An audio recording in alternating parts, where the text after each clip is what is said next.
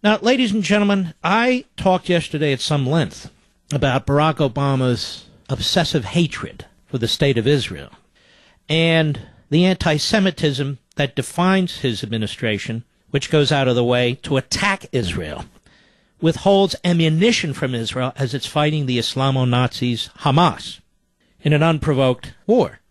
That this president goes out of his way to defend Islam and Muslims and goes out of his way to offend Israel and Israelis. And I also said at the time, being Jewish, that we have moronic, millionaire and billionaire American Jews who give enormous amounts of money to this man and his party and then plant a tree in Israel and feel that that settles that. See, we support Israel. Oh, yes, we bought a tree there. Yes.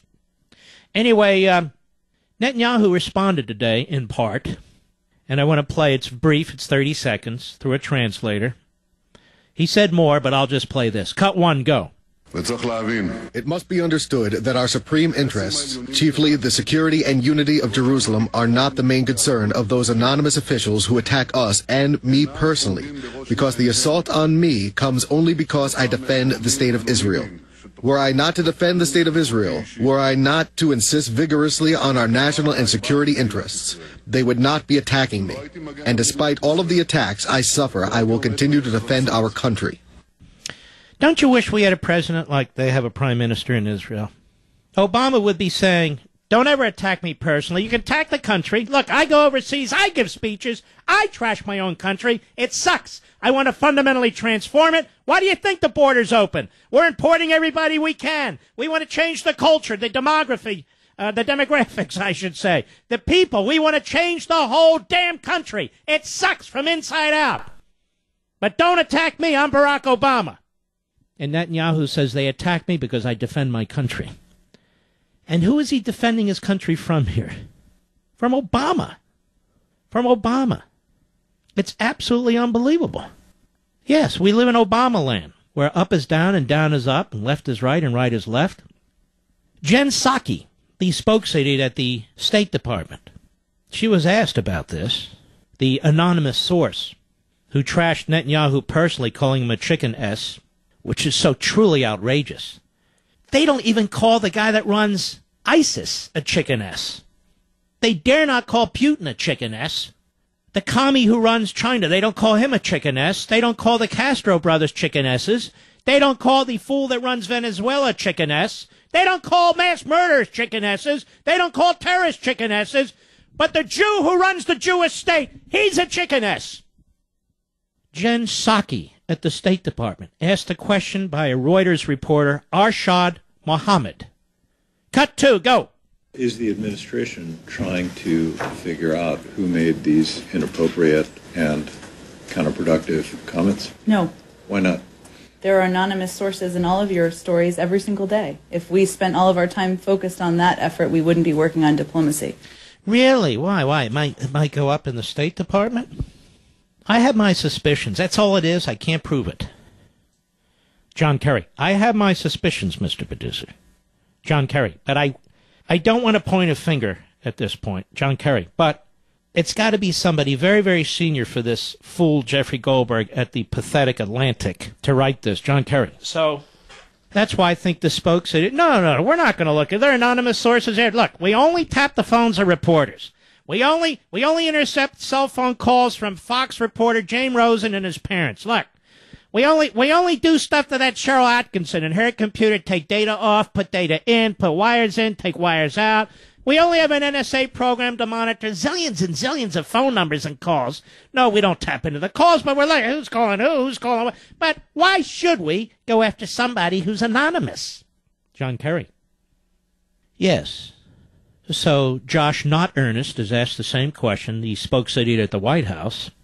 You going to look into this? You going to punish this person? Cut three, go. Can you say whether the White House is going to attempt to find out who said it and punish that person? I don't know of any effort like that that's underway right now.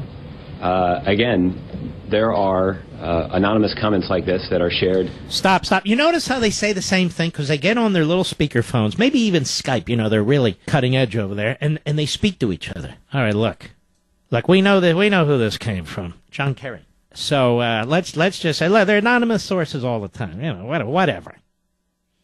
Go ahead. Reporters like yourself on a pretty regular basis. And what we have found to be the most effective tactic is to help all of you understand the proper context for those comments. In this case, I'm not sure there is a proper context for those comments because they are so directly in opposition to the true view and policy of this administration. I hope this guy is paid an awful lot for being a pathetic liar. You know full well this is how they view Netanyahu, Obama's treatment of Netanyahu. This crap comes from the top. It comes from the top. And it reflects this administration's view, and they wanted it out. They put this out. They went to one of their favorite idiots, one of their favorite mouthpieces, this Jeffrey Goldberg at The Atlantic. And they said, whoever it was, John Kerry, call him over there. You know what to do. Trash mouth. And by the way, John Kerry is personally angry at Netanyahu for challenging him. But far be it from me to accuse him. I just don't know, John Kerry. So anyway, he's asked more. And he has a further answer, this Josh, not Ernest. Cut 4, go. What I can tell you is that in the clearest terms possible, in the most open forum possible, that those comments, as they were reported, do not accurately reflect at all this administration's view about the nation of Israel, the strength of the relationship. Shut up, you idiot. Now, we have Ed Henry, who works at Fox, so of course they might tap his phone or his parents' phones. What's interesting, he talks about, well, reporters. Don't you tap their phones? Looking for anonymous sources? I actually hadn't seen this or heard this, so like minds. Cut 5, go. On that question, Ron raises a good point about the leaks in the grand jury. The administration has spoken out on them. The administration also has a long track record over the many months about complaining about leaks involving national security. We've seen threats to reporters like James Risen to potentially be thrown in jail over leaks to him. James Rosen's phone records gone through because of leaks to him. And my question going back to the Israel story is, why then are you kind of sloughing off this idea that you kind of don't care who leaked that story that insulted the Prime Minister of Israel? You've gone after reporters again and again, this administration, to find out who leaked information to them. And then when it comes to insulting the Prime Minister, you don't seem to care who leaked it. Wow. Well, I don't think that is an accurate reflection of the administration's policy, and it certainly isn't an accurate reflection of our views of the Prime Minister of Israel. Has the Justice Department gone after a whole series of reporters? No, they haven't. And in fact, they've actually put in place measures under the leadership of the Attorney General to ensure that journalists... shut up! Good Lord, that guy's annoying. Like fingernails on a chalkboard. A lot of you young people don't know what a chalkboard is. Take my word for it. But in any event, damn good questions. So this Jeffrey Goldberg at The Atlantic, you're going to tap his phones? You're going to go into his computer? You're going to drag his ass in front of a grand jury? Oh, it's not a big deal. What the hell? They insulted the Jew who runs Israel. It's not as if he's, the head of ISIS. Or our new good friends over there in Tehran, the Islamo-Nazi regime. No, we didn't insult them. Then we need to get to the bottom of it. Or that schmuck who runs Turkey, Erdogan. Or one of a million malcontents, genocidal maniacs. No, it's Netanyahu. Let me tell you what's really going on here. They want to force him out. That's this administration trying to create a more aggressive political opposition in Israel against Netanyahu, putting out the word that they can't deal with him, that there's bad relations with the United States and him. They got to get rid of him. And in the meantime, this administration is doing what by doing this? Not just disrespecting the head of another country. They're encouraging the Islamo-Nazis all over the world to take up arms. What do you think Hamas thinks when they hear this crap? Or Hezbollah? Or all the other inbreds over there? What do you think they think when they hear this sort of thing? They think it's open season.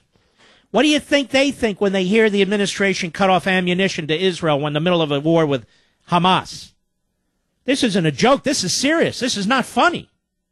You're a tiny little country surrounded by big countries with tens of millions of people, everything around you collapsing, terrorists getting arms, serious, technologically advanced arms, a terrorist regime that has killed Americans in Tehran, soon to be building nuclear bombs, and these fools leaked to a reporter at the highest levels intentionally that the Prime Minister of Israel is a chickeness.